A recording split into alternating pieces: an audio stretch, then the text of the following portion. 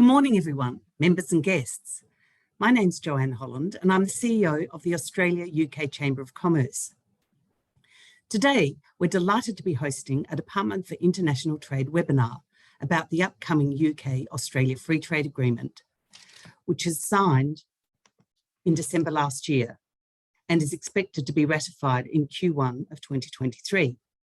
We will be finding out more from both Australia and the UK, more information about the agreement and insights as to how to navigate the agreement. We have 4 speakers today, and to begin the session, I'd like to introduce Dr. Christian Hirst. He is the Acting Deputy High Commissioner and is the Minister, Counsellor, Political, Economic and AUKUS with the Australian High Commission in London. Dr. Hirst was previously Assistant Secretary responsible for India and the Indian Ocean in the Department of Foreign Affairs and Trade.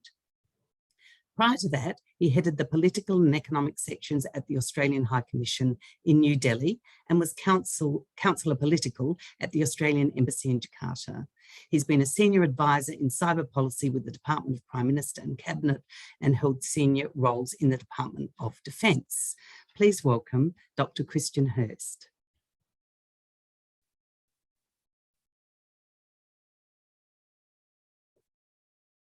Thank you, Joanne. It's a real pleasure to be participating in today's webinar, and fantastic to be part of International Trade Week.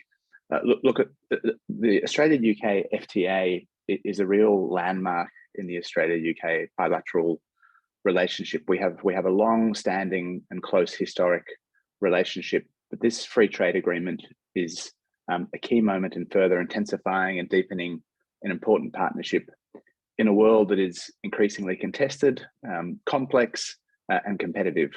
So to bring our 2 economies closer, to bring our 2 systems closer is a really important moment. I'm going to speak briefly today because we have a strong panel who will go through in more detail many of the aspects of the FTA. We are, as Joanne foreshadowed, we are very much looking forward to the agreement coming into force as soon as possible. First quarter next year is our expectation. And I know that Australian industry, UK industry and business are very keen to be able to get on and start using all the great benefits of the FTA. The benefits are clear and they cover a range of sectors from digital trade, mobility, business travel, and of course, exports in goods and services. For the UK, there will be access for British services investors to the Australian market that go further than Australia's ever gone before, particularly for services companies. This could increase exports of UK services to Australia a further £5 billion. Australia is also excited for the opportunities for UK investors who have guaranteed rights to invest across the entire Australian economy. On tariff reductions for exporters, Australia is very excited that numerous UK exports will now have unprecedented access to Australian markets. This will make it cheaper for iconic British car manufacturers, Scotch whisky, as well as opportunities for the UK fashion market to export its renowned goods into the Australian market. The FTA will eliminate tariffs on over 99% of Australian goods exports to the UK. For other products, we have agreed to the elimination of tariffs with transitional quotas, including for Australian wine, beef, sheep meat, sugar, and dairy. Tariffs on Australian wine, Australia's largest dutiable export to the UK by value, will be eliminated on entry into force. Skills are a really central dimension of this FTA, and it's going to be a real opportunity for both countries to share their skilled professionals to utilise the opportunities on both sides of the globe. It's a really exciting time for Australian professionals and business and visitors who will have visa access to the UK. This will be equivalent to EU nationals entering the UK as contractual service suppliers and independent professionals. Similarly, UK nationals hired by Australian employers will have the same treatment as our highest ambition FTAs. The mobility clause has gone further, making it easier for Brits aged between 18 and 35 to travel and work in Australia with a working holiday maker visa for up to 3 years. And young people will no longer need to work on a farm to use this visa. unless you want to, of course. It can be great fun. We do have 28 million cattle in Australia that require herding, so there's no shortage of work in that sector. Within 2 years of entry into force, which, as I said, is hopefully very early next year, there will be eligibility to participate in working holiday opportunities, and that will extend from 30 to 35 years of age, with possible duration of stays increased from 2 to 3 years. Digital trade, a really key component here as well. Data flow is central to many different businesses, particularly in the technology sector, and the FTA provides strong rules on data flows, creating a more certain and secure online environment, which will support a growth in digital trade between our two economies. A really exciting part of this FTA it's the first ever chapter on innovation. This chapter includes articles on artificial intelligence, emerging technologies, and is aimed at developing and adopting emerging technologies to facilitate trade and products with the relevant services also. Government procurement and investment, also, I know for many of those listening, an important dimension of this FTA. It will reinforce and improve our already strong and growing investment relationship, including commitments covering all investment, portfolio, and foreign direct investment. Best practice investment rules will attract investment from UK businesses deciding to set up their regional headquarters in Australia to leverage our broader network of FTAs we have into, in particular, the Indo-Pacific in particular. Foreign investment screening thresholds for UK investments will also be raised to the level Australia provided to our CPTPP parties, which is 1.25 billion Australian dollars. So look, there's lots of exciting dimensions to the FTA, and I don't want to go on for too much longer because we have a great panel for you to listen to. But I think it's important to step back and understand the broader historical and strategic relevance of this FTA as well. It's both a reminder of the close historic ties between our two nations, and also the importance and modern nature of our bilateral relationship as we head into a more kind of challenging and contested era. Great opportunities for businesses, exporters, importers, investors, individuals, professionals. So lots in it for everybody, and really important. But I'll leave it there. Joe, thanks very much, and look forward to hearing the experts on the panel. Thank you. Thank you, Christian. And I'm sure everybody will have lots of good questions for you. So if everybody could use the Q&A function in the Zoom call, that'd be great. And Christian will be there too to answer questions at the end of this session. Our next speaker is Amanda Brooks, CBE Director General Trade Negotiations, DIT. Amanda became Director General for Trade Negotiations on 1st of June 2021. She joined the Department for International Trade in August 2016, and her previous responsibilities include leading the US negotiations, bilateral trade relationships, multilateral fora on trade, trade remedies and disputes, and export controls.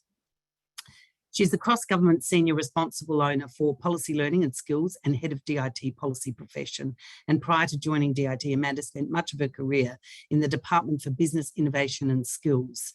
She worked on domestic and international economic policy, and she served overseas as the Deputy High Commissioner and Director of Trade and Investment in Singapore. Please welcome Amanda. Good morning, Joanne. Thank you very much to you and the Chamber for organising this event this morning, and great to be following Christian as a fellow Deputy High Commissioner who has done a brilliant job of setting out so many of the opportunities that are available for businesses inside the UK-Australia FTA.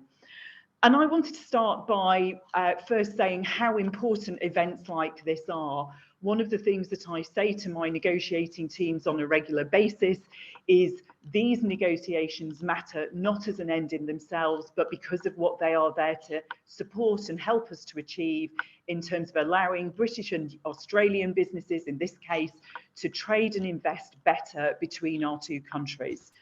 Of course, the Australia and UK relationship is a really strong one. We have shared values, a language, of course, rules of law, and it would be amiss of me not to mention, though, the fierce sporting rivalries that, of course, are being played out on in matches across the UK at the moment in both types of rugby. But of course, our trade and investment relationship is of course very strong as well. And our expectation and hope is that they will improve further as a result of this trade agreement. As Christian's just said, it is a world-leading agreement, both in terms of the commitments that both countries have made to one another, which are often unsurpassed in any commitments that they have made to other countries, but also in the breadth of issues that we have covered. And as Christian said, we have broken new ground globally to ensure that through the innovation chapter, that this free trade agreement is able to remain up to date as the world and technology and the world of trade evolves. It's worth reflecting though on just the shape of the trade and investment relationship today. Total trade in goods and services between the two countries today stands at £14.3 billion. But this FTA is expected to increase that by 53%, which I'm sure you will agree is an enormous opportunity. But the opportunity will only be realised by the actions of the businesses and how we communicate with you and support you as individual businesses to make the most of the advantages and the new opportunities that the trading agreement offers. Christian has already name-checked many of the goods and services that will benefit from this agreement. Obviously, things like machinery, consumer goods, Scotch whisky, how could I not mention that? But also the UK's world-leading services sectors, whether that's challenger banks, construction, architecture and insurance firms. And we are really excited at DIT, whether we're based here across the UK, in the Four Nations, or indeed sitting in our posts across Australia, to be supporting businesses to make the most of this opportunity. As both Joanne and Christian have referred to, we're working really hard in the UK to complete our legislative requirements. Those of you who are watching closely will see that the Trade Australia and New Zealand bill is progressing through our Parliament. And as both colleagues have said, we are anticipating that the FTA will come into force from a UK perspective in spring next year. But we're already working now to help you get the benefits of these agreements. We all know that there is a lead time to creating those relationships between you as suppliers and buyers of goods and services, and indeed for procuring and bidding in for contracts. And so it's important that that process begins to start as soon as possible. Of course, I shouldn't finish without mentioning briefly that this is just one part, this agreement, of a wider shift that the UK is making to focus on our trade across the Indo-Pacific. We are, as well as our strong bilateral relationship with Australia, negotiating to join the Comprehensive and Progressive Trans-Pacific Partnership, never an easy one to say, but helpfully often known as CPTPP, which is an important bloc of countries worth £9 trillion in terms of GDP, and offering really significant opportunities for UK businesses. Being part of that bloc, sitting alongside our colleagues in Australia, will be a really important part of the future development of our trade and investment relationship over and above this brilliant FTA already. So to conclude, today is a really important moment for us to talk to you and to understand what the questions are that you have about how you make the most of the agreement once it comes into force. We all stand ready to do that, and we look forward to seeing trade and investment between the UK and Australia continuing to grow and thrive, and both nations prospering. Thank you very much. Thank you, Amanda. I mean, the opportunities are enormous, and I think we'll be hearing later from other speakers about the CTPPP and the ascension into those markets. Thank you once again. The next session will be run by two speakers, Gheller and Louise Cantillon. Caitlin is the Program Manager, Australian New Zealand FTA Delivery for DIT. She's an Australia and Free Trade Agreement Delivery Manager with the UK Department for International Trade, and she leads the UK in Australia's networks business engagement of the UK-Australia and the UK-New Zealand free trade agreements, coordinating and leading delivery of the FTA with industries, including SMEs, large corporates and government partners. And Louise Cantillon is the Deputy Trade Commissioner for Australia and New Zealand, and she took up the role of Consul General in Sydney and Deputy Trade Commissioner, Department for International Trade, Australia and New Zealand in April 21. And her previous roles include Senior Director and Minister Councillor, Creative, Consumer and Learning Industries for DIT in Shanghai and China, and also Head of Major Projects for the British Council, working across Afghanistan, India, Bangladesh, Pakistan and Malaysia. So please welcome Caitlin and Louise. Thank you so much, Joe and Caitlin. I'm really sorry. I am just stepping in for someone. So am I going first or are you going first? I'm happy for you to go first, Louise. Okay. So thank you very much. I'm actually speaking to you from Sydney, and Caitlin is normally based in Melbourne, but she's actually in the UK at the moment. I'm going to talk about a few sort of practical hints, because I know that you've heard a lot more about the free trade agreement and what it delivers, but I thought I would just do a little bit about how things are in terms of doing business with Australia. So the first thing that I would say to you is that the amount of positivity there is around in Australia around collaborating with us is just unbelievable.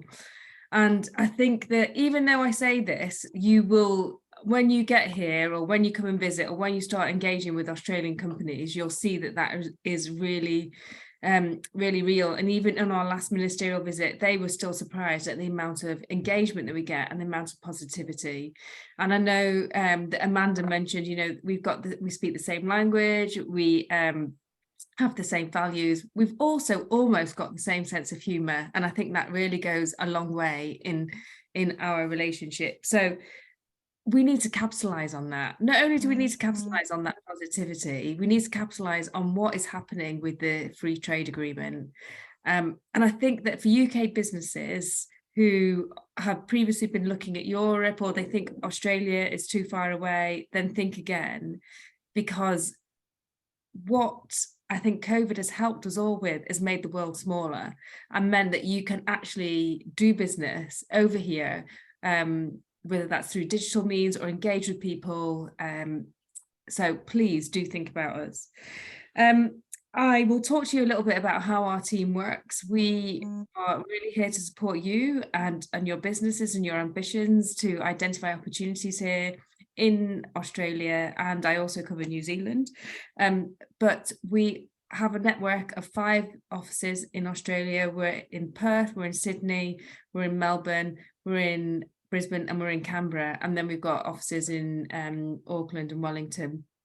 We work really closely with our friends, with Joe and the Chamber in the UK, but also with the British Chamber of Commerce here in Australia. We also work with our colleagues in Austrade, and I know that Christian has a great Austrade team over in London, so please get in touch with them. And then on a state basis, I think now it's safe to say that all states are represented. Maybe Christian can tell me if I'm wrong, based in London. So if you're particularly interested in working with a state, whether that's New South Wales or Victoria, Queensland, etc., there are representatives in the UK, and our team has great links with all the states here as well in Australia, so we can link you up with them. Other things to consider, and one thing that I found quite interesting when I came here is how people use LinkedIn. And I think compared to how we use it in the UK, LinkedIn is a modus operandi for doing business, for engaging, to reaching out. And what I would say to you is be brazen about it. Make as many connections as you can on LinkedIn. And people, I found it quite strange at first that people would reach out to me on LinkedIn and ask me to go for a meeting or for a coffee. Everyone wants to go for a coffee. That is actually a meeting. But the amount of connections that you make on LinkedIn and using LinkedIn can really help you and your business. And, you know, just don't be shy. And don't be shy about approaching us either. I guess another thing to say is that the time difference, you know, you've got to be quite acknowledge that this is a problem, but for some businesses it actually means that they can provide 24-hour service if they've got teams in both locations. I know other businesses that are also making the most of the different seasonality, because we've got opposite seasons as well, and that really works well to some sort of agri-tech businesses. And we really hope to see you here. We're really keen to support you, whether you which either way you're going. You know, we've got, Amanda's talked about DIT, but we've got a fantastic network of sector specialists in London, people who are trying to, you know, we're looking at attracting investment. So please do get in touch. We can't help you if we don't know about you. So the more we know about you, the more we can help you when we're thinking about making those introductions. I know that Caitlin's going to talk to you more about more specifics around the FTA, so I don't want to spoil any more of her speech, but I just want to let you know that I think, you know, it's a fantastic place here. There's fantastic opportunities and we really must leverage them, but we want to help you do that and we want to support your ambitions. So don't be shy. Thank you. Thank you so much, Louise. And just a really big thank you again to all of our speakers that are here today as well. And for all of you dialing in first thing in the morning, but also from the evening in Australia. Could I please have the slides up? Perfect, thank you. So as mentioned, I'm the Free Trade Agreement Delivery Manager for the Australia and New Zealand deals. I'm based over in Melbourne, but here in London in my hotel room at the moment. And I wanted to be able to share with you just some of the benefits of the FTA, but also what the Australian market is looking like at the moment. We've heard from Christian and we've heard from Amanda around some of the benefits of the agreement, our trading relationship as a whole, and Louise has provided some fantastic tips and advice for navigating the Australian market. So I'd like to talk through with you a little bit more, but also how the FTA will help you and how to start using this in your 1 to 5 year business strategy for Australia. Next slide, please. So as touched on by Louise, we have our High Commission network in Canberra, but also Sydney, Melbourne, Brisbane and Perth, and also our team in New Zealand. And we provide support on a range of areas from market access, so any pain points that you're still seeing in the market, but also sector information, industry and government introductions, market intelligence. We've started having face-to-face trade missions again, which is very exciting after 2 years of no face-to-face activity. And also event management and support. We have teams right across the network that are here to help you in your sectors and your areas of expertise to help you navigate the market and what exactly to expect when expanding into Australia, but also into New Zealand. Next slide, please.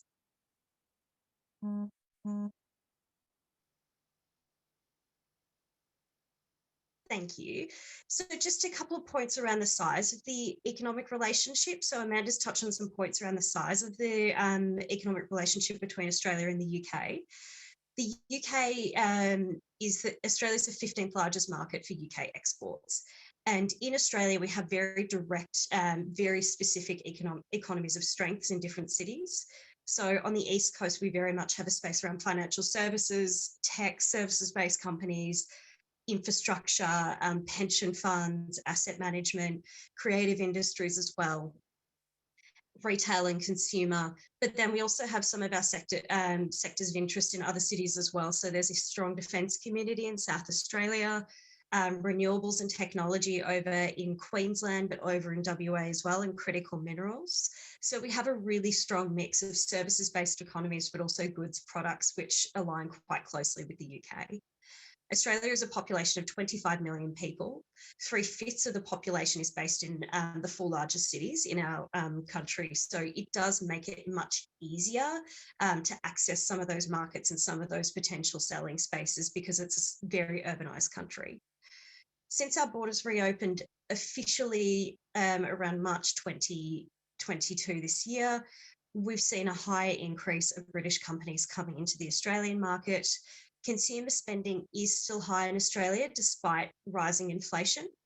So our inflation levels are meant to hit in Australia by 7% by Christmas. However, Australia's expected to avoid a recession, which means there's still a strong appetite to purchase, but also the sales of services in the market as well. Next slide, please. So I'll just touch on this really, really quickly, but this is a list of the UK exports to Australia. And as you can see, it mirrors quite a few of the sectors of strength in the Australian market. So whether that be medicinal and pharmaceutical products, consumer goods, right through to financial services, telecoms or transportation, there will be a place for your goods or services in the Australian market. And I promise to share these slides with you after this so you don't have to write all these down. Next slide, please. Wonderful. So as touched on earlier, the UK-Australia Free Trade Agreement was signed in December 2021 after 18 months of negotiations. There's 32 chapters, 4 annexes, 2,000 pages. So we promise not to talk through each of those chapters and pages in this presentation. But there are subcommittees and working groups that will govern the FTA going forward. And the FTA will be up for review after 7 years of entry into force, which, as Amanda Brooks touched on and Christian touched on, we're looking at the spring of 2023 for ratification. Next slide, please. So some of the goods benefits, as we discussed, so there will be a removal of tariffs on all UK goods. There will be a slight delay on steel tariffs at 5 years and cheese at 6 years. But after that 5 and 6 year rule, 100% of goods will be tariff-free into the Australian market. Australia and the UK have agreed on simplified rules of origin and customs systems. So as we know, companies that have multiple supply chains that are manufacturing that are taking parts of the supply chain in overseas markets, but then packaging, say, in the UK or Australia. There's been a simplified rules process that will be introduced to make it easier for you to calculate your rules of origin to qualify for the tariff barrier reduction. There will be provisions to consult on any trade concerns regarding sanitary and phytosanitary measures, but also any technical barriers to trade that companies still may see. So, for example, the UK-Australia Cosmetics Annex, which is about the regulation of cosmetic sectors to make it easier for cosmetics industries between Australia and the UK to be able to export into each other's markets. Next slide, please. So I'll touch on this really quickly, but again, mobility is one of the biggest winners we've seen out of the free trade agreement, and the Australian UK government's canvassed industry before we went to negotiations, and one of the biggest questions that was asked from businesses from a range of sectors and company sizes, whether you're an SME or a larger company, was around mobility, access and people movement. So there are significant changes regarding intra-corporate transfer. So this increases up to 4 years instead of 2, and your spouses and partners will be able to work. And there's different provisions coming in, whether you're a contractual service supplier, whether you're a sales rep or an installer of machinery or equipment, or whether you're just coming on a business visitor visa. Next slide, please. And as touched on by Christian as well, one of the benefits that we've seen is the changes to the working holiday visa as well. So that will go from the age of 18 to 30 to 30 to 35. And that duration will go from 1 year with agricultural 3 months time for an extra year to 3 years with no agricultural visa work required. And I think this is a really strong indication of the nature of the work between Australia and UK industry going forward, and that it's not just 18-year-olds wanting to access the visa, it's also young professionals wanting to come over between each other's markets for more than 12 months. There is also the agriculture and agribusiness mobility discussions, which are an Australian-led initiative, but also the Innovation and Early Career Skills Exchange, which is an Australian-only initiative which takes 21 to 45-year-old or highly skilled citizens with a demonstrated contribution to innovation to come to Australia for 12 months, which is a really exciting thing. And I think something that we've noticed with all industries being skill shortages. So this is a really interesting way to address this, and also a way to tap into some of the innovation environment in the UK, but also in Australia as well. Next slide, please. For those companies that are online that are financial services-based companies, there's significant wins in the FTA for British businesses to be treated fairly and equally and remain on equal footing with Australian companies when you're investing and operating in the Australian market. But there's also a joint financial regulatory forum which will be set up as a result of the agreement between our regulators, so APRA and ASIC in Australia, and HMT and the FCA, to not only examine issues the companies may be finding, but also explore any areas of new joint cooperation. So if there's, say, a new payments platform coming through, or a form of open banking 2.0, this will give the ability for our regulators to be able to discuss on an FTA level around what regulations, but also standards could come in as a result of this. As touched on by Christian as well, so investments will, the investment screening threshold will go up to 1.2 billion Australian dollars. And there will be sensitive sectors resulted to this, that will still have to be assessed, but the screening threshold does go up before it triggers Foreign Investment Review Board for certain sectors. And again, we can provide information and share this with you as well, and put you in touch with FIRB in Australia for further questions. And as touched on as well, the access to procurement for Australian and state government bodies is also is a massive winner for companies that are looking at bidding on government contracts.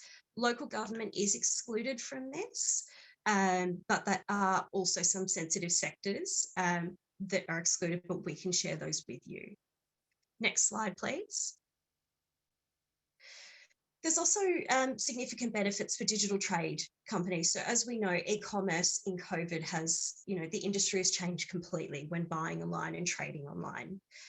We have a dedicated digital chapter in the Australia-UK Free Trade Agreement, which ensures best practice and reduces regulatory burdens for companies that are wanting to export their goods overseas. It also includes requirements regarding paperless trading, and no customs on any electronic content that is traded online. Data localization is something that was touched on as well. So not being required to set up a physical server in Australia is a significant win, which makes it much easier to be able to trade online, especially as you're starting to come into the market. And the recognised flow of trusted data as well, so recognising data provisions between our two countries. And also the legal recognition of electronic contracts and signatures. As we know, in this post-COVID world, going and just being able to sign a piece of paperwork and verify that is not always, it's not that simple anymore. The world is moving digitally, so that legal recognition of electronic signatures and contracts is absolutely critical. And this touches upon quite a few businesses that will be on this webinar today. Next slide, please. That was very much a whistle-stop tour of the FTA and the benefits of what that looks like. There are also other avenues such as the innovation chapter and mutual recognition that we haven't covered. But I just want to say as my final wrap up is that this FTA is a game changer for UK and Australia trading relations going forward. I would start thinking about these practical steps and these changes and benefits in your 1 to 5 year business strategy. I'm always available. My email address is here, and I put some QR codes up with more information for you to access. More than happy to have a conversation, answer any questions you have. I'll jump on the Q&A after this, but hopefully this gives you a sense of what is coming and how you can start accessing some of these tools going forward for your business. Thank you very much. Thank you, Louise, for your tips. The free trade agreement, very good advice. And Caitlin, again, highlighting some of the features. I mean, there's so much in this FTA that needs to be covered. And during 2023, there'll be lots of opportunities to hook into webinars and to various events that DIT are holding, that DFAT are holding, that we at the Chamber will be holding. And also we work very closely with Austrade, who are also keen to see organisations move to Australia. Our last speaker today is David Slater. He's Director Trade at KPMG, and he advises businesses on how to take advantage of the international trade and investment opportunities and how to succeed in the changing global trading environment. Before joining KPMG, David spent 16 years in the public sector, focused on international trade and inward investment issues, in particular supporting companies to grow in the UK and internationally. Please welcome David Slater. Great. Well, thank you, Joe. Thank you, Caitlin and Louise, and thank you to the Australia UK Chamber for inviting me. I thought I'd try and provide a private sector perspective on this free trade agreement. As others have said, this is the first free trade agreement that the UK has negotiated from scratch since leaving the European Union. And frankly, I believe both governments should be congratulated for it. All commentators that I've spoken to view the UK-Australia deal as a good one. I also hear now that there is a mutual appetite to improve it further in some areas, such as environmental protections, given the changes in governments at both ends. Having said that, it remains to be seen exactly how the agreement will affect bilateral trade and whether consumers will benefit from cheaper goods. And this may not become clear until the deal has been implemented. We've heard about that beginning next year, and we start to learn how to use it, because at the moment it's untested. But one thing's for sure, the deal's done, it will be implemented, and it will be a mistake, I think, for anyone thinking of doing business in a range of international markets not to investigate and consider making use of the provisions in this deal and comparing them to what's available in other markets, whether that be in the ASEAN region or elsewhere. So my key message is that the FTA is an opportunity for both UK and Australian business. Now, given that I work for a global professional services firm, and services dominate the UK economy, and in fact they're the largest proportion of UK exports to Australia now, we as a firm were keen to see that this deal supported the services sectors, and by services I include digital and technology, as well as the more traditional legal, financial and professional business services. The biggest barriers to trade in services tend to be market access, mutual recognition of qualifications, mobility and movement of data. And this deal makes progress in quite a few of those areas. Let's look at market access, because I think for most joining, I think that will be the most important thing. The provisions facilitating services trade are significant. Now, this agreement defines cross-border trade in services by referring to three types of provision. So the first one is a service is supplied from one territory into the other territory. So an example would be supplying a service by electronic means, distance learning, consultancy for firms like us, legal services, or say a call center located in Australia serving UK customers. So it's open for all those areas. Second area is you supply a service in one territory to a person of the other territory. So most common example would be tourism or overseas students. I know there's a question in the chat, enrolling in education programs in the other territory. And third will be a service is supplied by a national of one territory in the other territory. So people like me sending an employee into Australia to provide a service under a contract for a limited period of time. So when you think about it across all those three areas, it's a pretty liberal agreement, and it means as services companies, and services companies are often missed out of free trade agreements. I think the governments have done a pretty good job. And if you are a service supplier seeking to offer services in Australia, both central and regional Australian authorities may not treat you any less favourably than they treat a domestic operator. So all good all round, I think. Touch on financial services. It includes commitments, as I think Caitlin was saying, on non-discrimination market access, which is great, gives you legal certainty. But this commitment to continued regulatory dialogue is really important, because as some of you on the call will know, the fast-paced changes in fintech, for example, that are happening and disrupting technological areas and financial services, the regulators need to be able to work as fast as the innovation comes. So I think that's a very good move as well. But please remember, when thinking about this free trade agreement, that the ability to provide services into Australia is one thing, and vice versa. The ability to do it competitively is quite another. And this is where it's important to think carefully, not just about what's possible under the FTA, but how can you do it competitively and profitably once all the other market dynamics are taken into account. For example, even though you can now provide services from the UK, your customers in Australia may not be quite so keen on that business model. You still might need to have a market presence, an Australian subsidiary or an Australian partner to actually succeed in the market. So whilst the FTA has leveled the playing field and opened the door of opportunity, you need to still be smart when you're devising your overall strategy, because the agreement alone doesn't make you more competitive. It just means the ability to compete is better.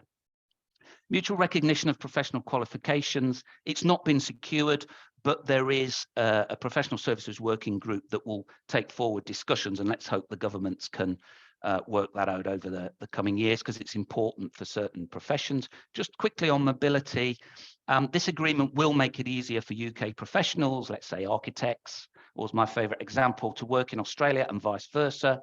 While it's quite difficult to quantify the impact, I think, at this stage, Australia's removal of an economic needs test and skilled occupation test for UK professionals should increase the ability of UK professionals to move and the ability of UK business to deliver services in Australia. So that's got to be a good thing.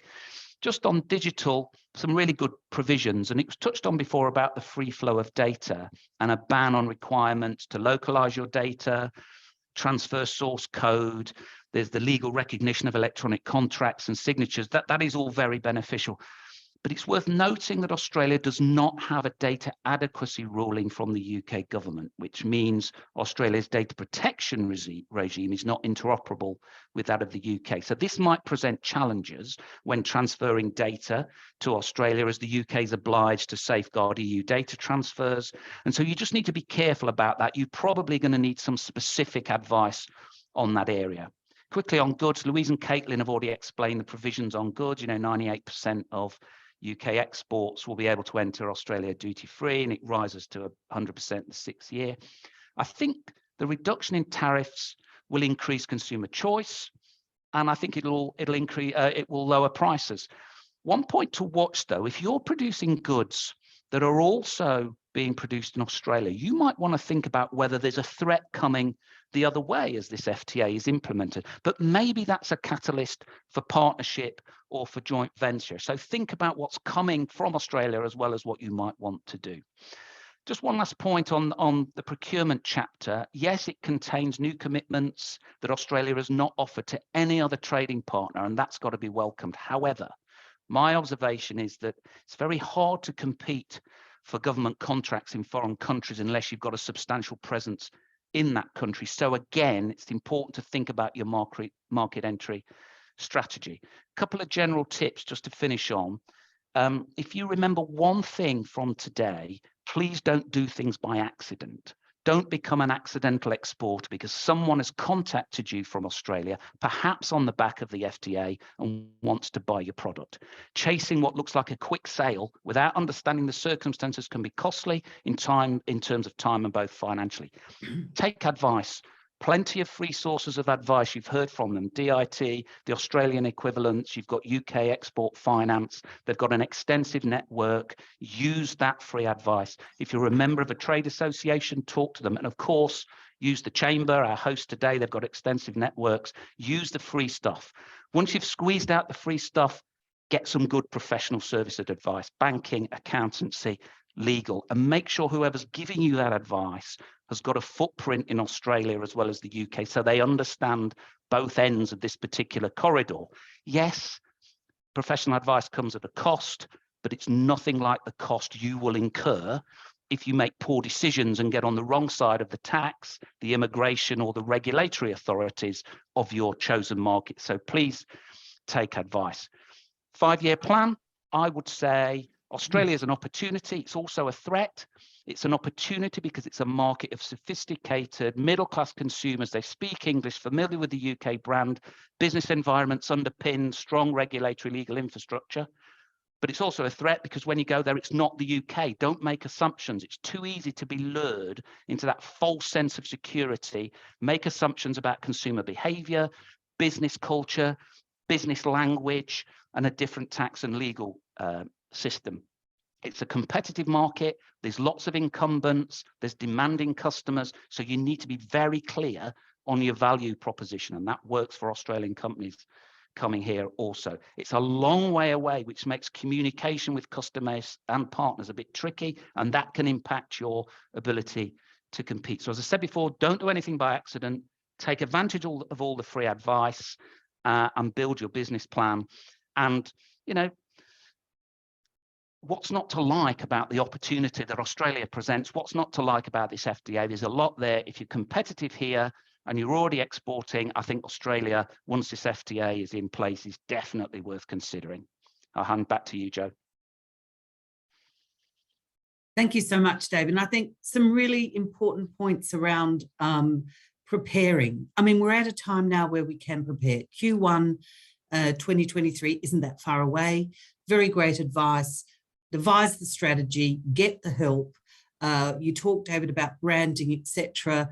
You know, we've run lots of webinars at the Chamber about how do you do business in Australia, how do you do business equally, how do you do business in the UK?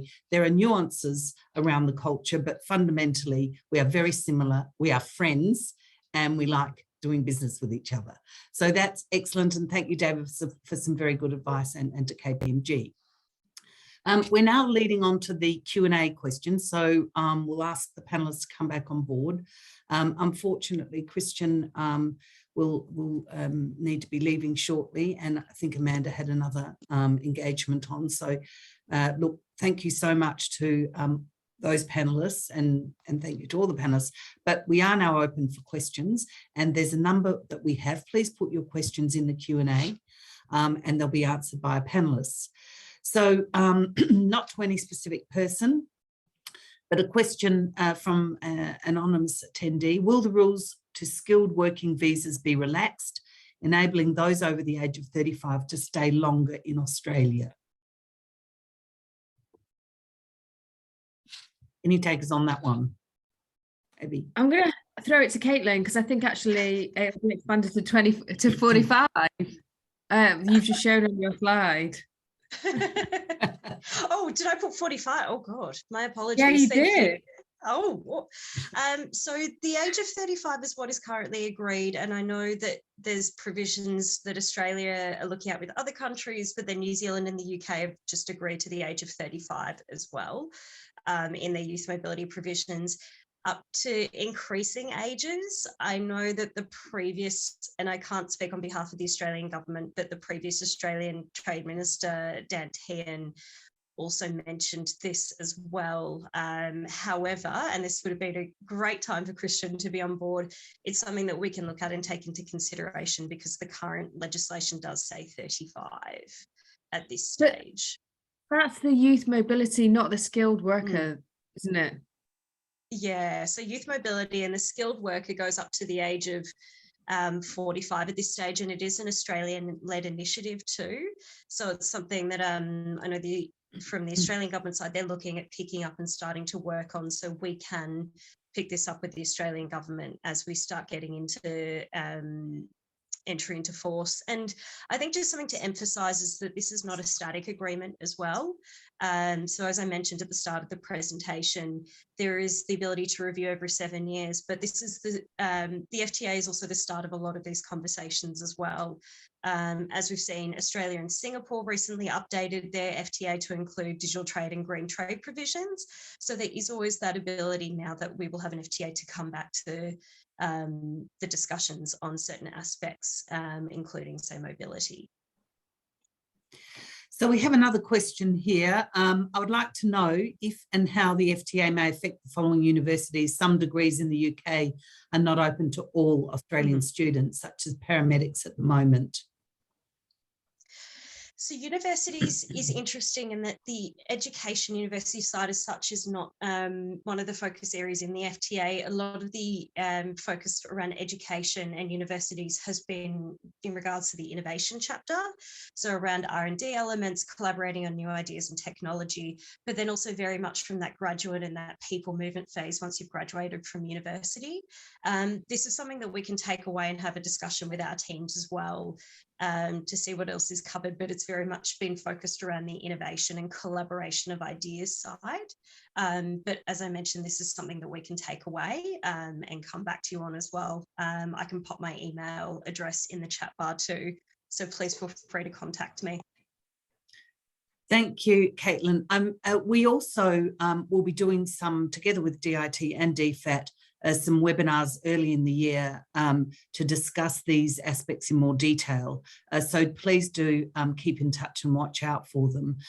We can get various immigration members that are immigration people to also give some advice, webinars, etc. So please stay tuned.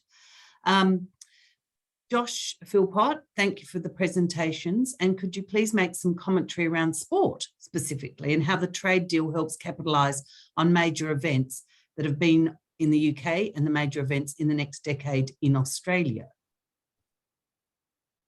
I'm happy to pick this one up again. And being a Melburnian and very much from, the major city of sport in Australia, it's very exciting to see, that we're back on the pitch for the T20, but also the rivalry of the rugby. I was up in Edinburgh on the weekend when Australia narrowly beat Scotland. I hear it was very contentious.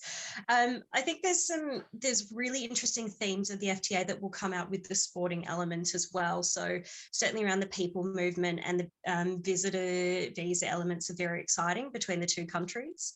The procurement aspects are very interesting as well, especially as we have the Brisbane 2032 Olympics in Australia, but also the Commonwealth Games in Victoria in 2026, but also UK-based activities as well. So that ability to bid on some of those contracts that you previously may have found more challenging to navigate into the market.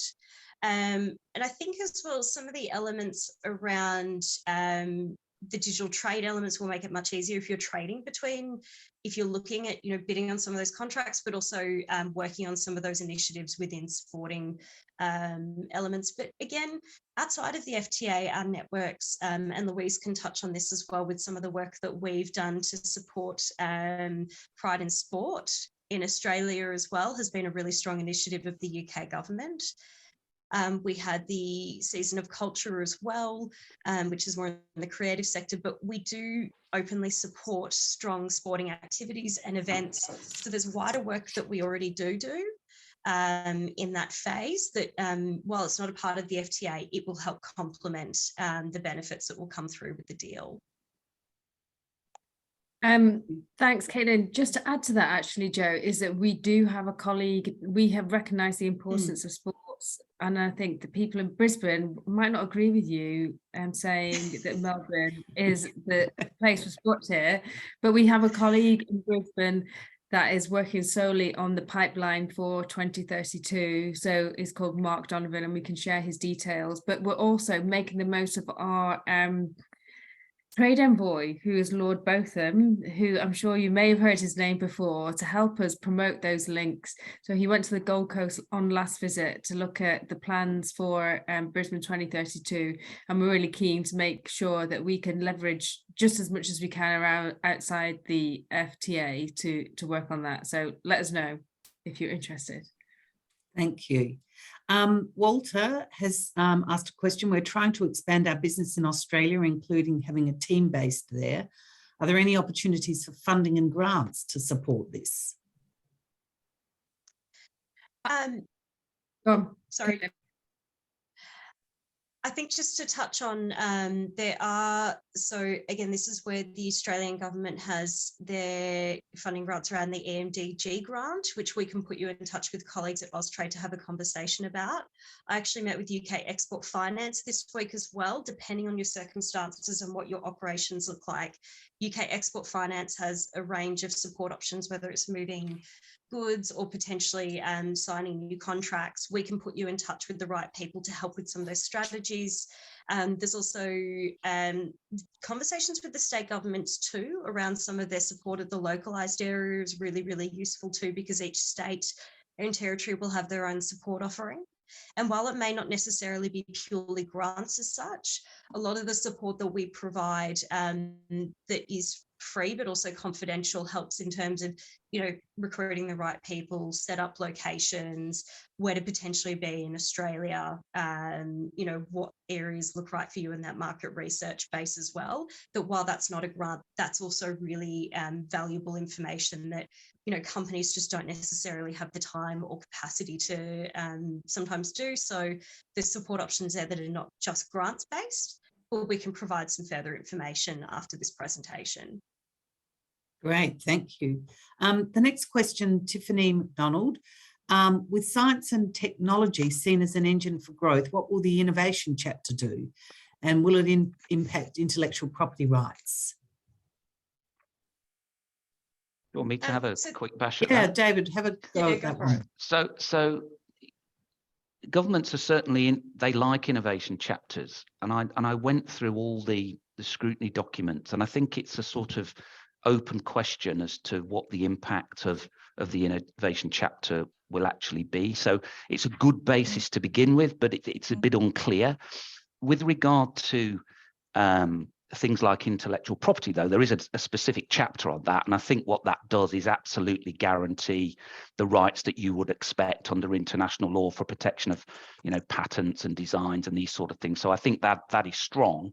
I think the innovation chapter, I would call it an aspiration, but I'll hand over to my government colleagues who may think I'm being, a little bit negative on it.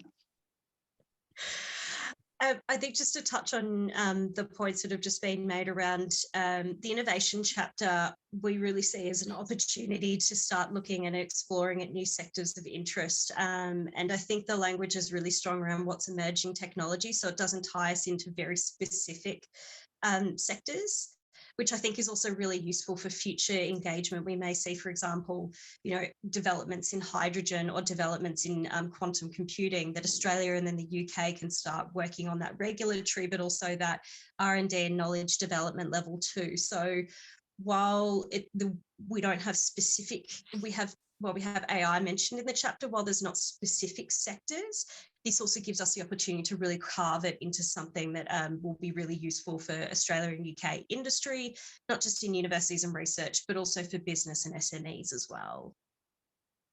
Great, thank you, Caitlin.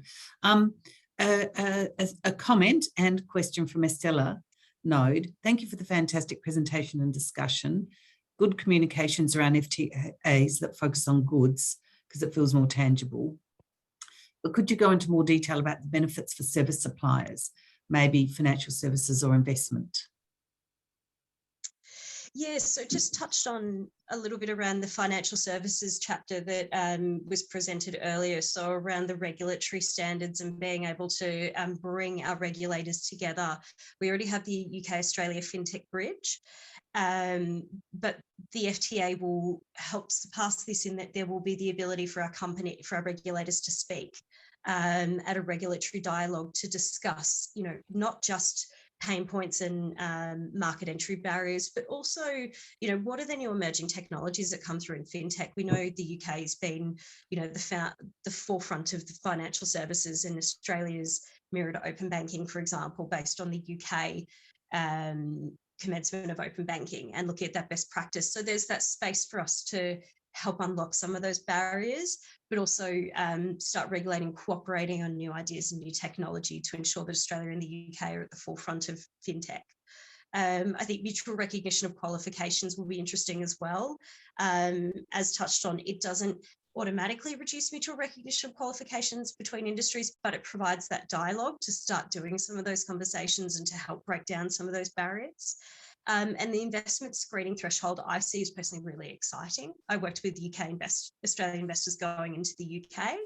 On the flip side, being able to have some of those fantastic, potential pension funds and investment agencies, coming in to contribute to Australia's net zero strategy or future infrastructure strategy will be really exciting, with the thresholds being increased at investment before they go to Foreign Investment Review Board.